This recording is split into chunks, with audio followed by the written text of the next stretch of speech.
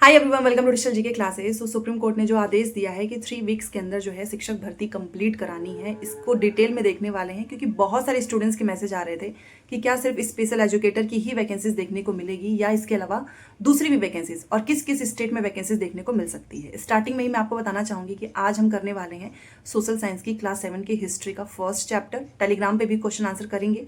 Even अगर आपके पास time नहीं है, कॉलेज गोइंग है या फिर आप दूसरे भी एग्जाम की प्रिपरेशन कर रहे हो तो आप मेरा खुद का नोट्स भी ले सकते हो इस नंबर पे मैसेज करके।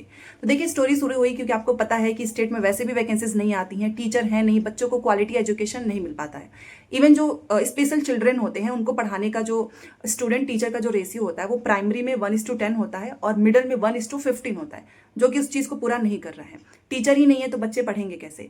इस पर जो है केस हुआ और केस चल भी रहा है। अभी सुप्रीम कोर्ट की जो सुनवाई है वो होनी है, बट उसके पहले ही सुप्रीम कोर्ट ने सारे स्टेट को ये आदेश दिया कि आपके स्टेट में कितनी वैकेंसीज खाली है इसका पूरा डिटेल में हमें चाहिए।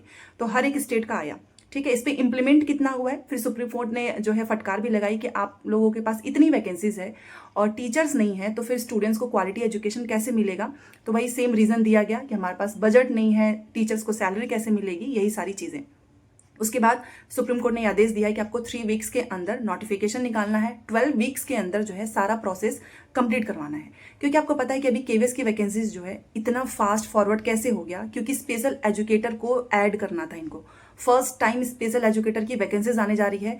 4 अप्रैल को मीटिंग होगी, उसके बाद आप सभी के जो है सामने डिटेल में एडवर्टीजमेंट आ जाएगा।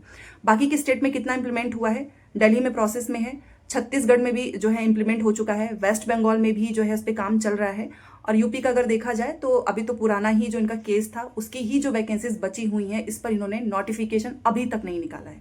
हाँ, बट इसका एक फायदा ये जरूर है कि अगर सुप्रीम कोर्ट ने ये आदेश दिया है तो इनको निकालना तो है ही, बाकी के स्टेट्स में भी आएंगे, बट उसके लिए आपका सीटेट पास होना चाहिए। यही सबसे बड़ी चीज है कि अगर आपने सीटेट पास ही नहीं किया तो वैकेंसीज आने का भी कोई मतलब नहीं है आपके लिए। तो सीटेट जुलाई जितने भी स्टूडेंट्स देने जा रहे हैं, चाहे वो पेपर 1 हो चाहे पेपर 2 हो, आपको हर हाल में पास करना है। जिस तरीके से केवीएस में वैकेंसीज आ रही है, केवीएस का एग्जाम हो जाएगा जुलाई में, बहुत सारे स्टूडेंट्स को नौकरी भी मिल जाएगी। अगेन उसके बाद से आपके सामने D++ भी है। और अभी जो कॉमन एग्जाम की बात चल रही थी कि सभी का कॉमन एग्जाम होगा, अगर ये भी नहीं हो, मान लो अगर नहीं हुआ तो फिर नवोदय वाली भी वैकेंसीज आएगी, जो है आपका AES वाला भी आएगा, ये मारस वाला भी आएगा। इन सभी में सीटेट चाहिए, पेपर 1 और पेपर 2, ठीक है।